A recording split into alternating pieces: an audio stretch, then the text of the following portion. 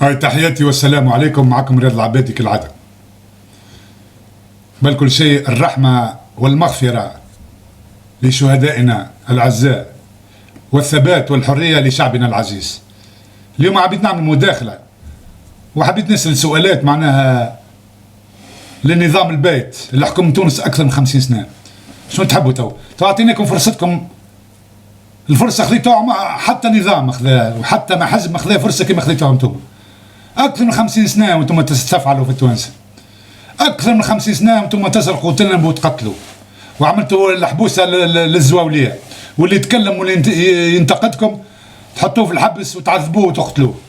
عائلاتكم سيدي سارقة فلوس نهبة، أولاد التجمع أولاد نظام البيت من بورقيبة وبن علي كلكم تكسبوا الوتلة وتكسبوا المعامل وتكسبوا معناها الأرصدة الكبيرة ياسر في كامل البقاع معناها في العالم الكل. عندكم في البنوك العالمية الكل من سويسرا والإمارات والبرازيل والانجلترا وفرنسا، فلوس تونس كل منهوبة عندكم توما.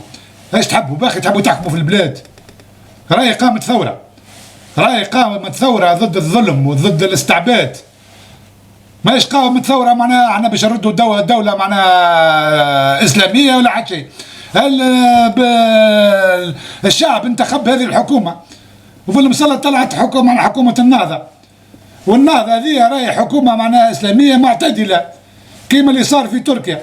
مشيت تركيا يعني دينامون فاكونس، مسخرش روحي في دولة إسلامية، دولة نورمال معناها إسلامية كل شيء موجود. الوتلة الناس تحب تشرب، اللي يحب يمشي يصلي، اللي يحب يمشي للكنيسة، اللي يحب حاشاك يمشي يعمل ايش يحب. ولهذا ردوا بالكم راهو الفزاعة اللي يعملوا فيها هذه قوى الردة ضد هذه الحكومة، والفزاعات او السلفية او الطفلة ذبحها او ضربها، كل الشيء هذا والاحداث كل من بعد 14 جانفي راهي تعمل فيها قوى ردة وبقايا التجمع اللي تلون توا اللي اسمه نداء تونس. شوف انت نداء تونس فيه كل بقايا التجمع، كل الخماج الكل الفساد السراق كل وراء نداء تونس، ما فماش شرفاء. من موقعنا هذا ننبه الشعب التونسي راه فما انقلاب يحضروا فيه، انقلاب يوم 23 اكتوبر حتى 7 نوفمبر حسب معلومات اللي جاتنا. توا المخابرات الاسرائيليه والمخابرات الجزائريه قاعد ترتع في البلاد وقاعد تدز في المؤسسه العسكريه التونسيه باش يعمل انقلاب باش ياخذوا الحكم ويطيح الحكومه، لكون الحكومه ما نجحتش والبلاد داخله في حيط وكل شيء.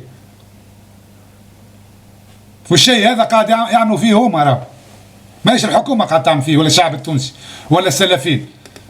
كما تعرفوا الناس كل السلفيين هذوم بضعه مجموعه من السلفيين هي تبع بوليس سياسي وميليشيات معناها ذوي سوابق العدليه مركبين الحي ولا حتى مطلعين الحي، هما يبثوا معناها في الفتن وفي الاحداث الكل كما الاحداث اللي صارت معناها في السفاره الامريكانيه. كيفاش تو اقوى سفاره امريكيه معناها في العالم واقوى جيش في العالم واقوى بلاد في العالم باش تدخل السفاره نتاعها، ما فما تنظيم وفما تكتيك وفما معناها تفاهموا مع بعضهم باش يدخلوا الميليشيات يكسروا وينهبوا كل شيء. مخطط الشيء هذا والساق التهمه بالسلفيين والشعب التونسي يعرف ويحصل على زمان بوعنبر.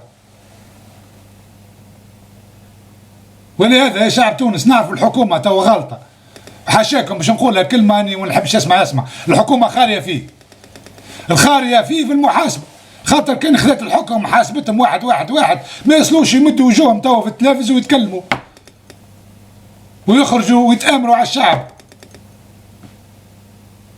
الاعلام العار ورجال الاعمال الفاسده والوزراء قدام تاع بن علي يخرجوا يتكلموا وعنده وجه باش يتكلم، خرجوا من حاشاكم من قبل المحاض ويتكلم، ما هو كلهم من الحكومه تخلي فيهم.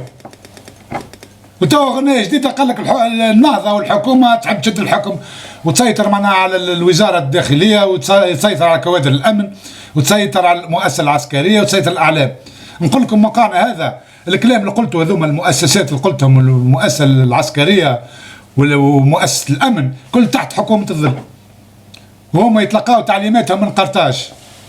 والعصابة معروفة، عصابة 7 نوفمبر بنى عليها رب، لكن النظام مازال قائم، مازال قائم النظام ومازال يتآمر على الشعب التونسي ويتآمر على الحكومة اللي تمثل في العصابة في الحبيب عمار والهادي بكوش وحامد القروي، كمال مرجان، كمال الطيف، ومحمد الغنوشي، وتحتهم العبيد نتاعهم الاسكلاف كيما فؤاد المبزع والباجي قايد السبسي وطيب البكوش ونور الدين بنتيشة ومحسن مرزوق ولازل العكرمي. هذه يد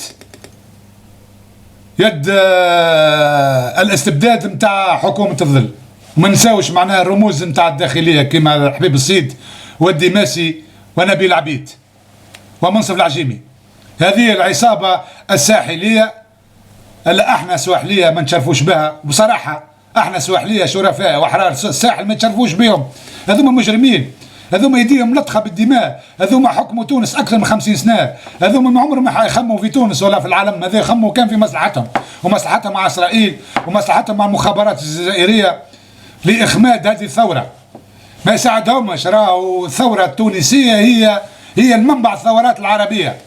يلزمها يقتلوها، يلزم يقتلوها الثورة باش ما تمدش للجزائر وتمشي للمغرب وتمشي للسودان وتمشي للبلدان العربية الكل. هذا خطر كبير. راهو يقول لك الثورة التونسية يلزم تموت، يلزم يخمدوها.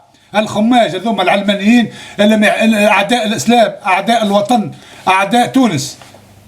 ردوا بالكم يوم 23 أكتوبر كونوا متحدين، كونوا ضد هذه المنظومة الفاسدة. أعطيناها فرصتها أكثر من 50 سنة ما عملت حتى شيء لتونس. احنا متضامنين مع الحكومة رغم اغلاطها، ما فماش البديل. مش نهربوا من قطرة نجيو تحت الميزاب، نهربوا من الحكومة نجيو تحت التجمع وتحت نداء تونس وتحت العصابة. ولهذا أناشد الشعب التونسي، شعب الأحرار، شعب الحر من كامل تراب الجمهورية من الشمال للجنوب، باش كون يتفيد إسلامي ولا سلفي ولا يساري ولا يميني ولا زوالي ولا كل شيء، كلكم يد في اليد كلمة واحدة ضد عودة التجمع، ضد رشيد عمار، ضد العصابة الساحلية اللي تقتل في قرطاج.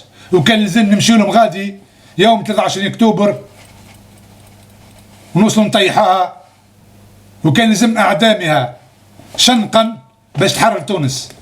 تحيا تونس، تحيا تونس. الموت والخونة موعودنا يوم 23 أكتوبر، وإن شاء الله ما يتعودش السيناريو 7 نوفمبر 87. والسلام. تحيا تونس. حدثكم رياض بن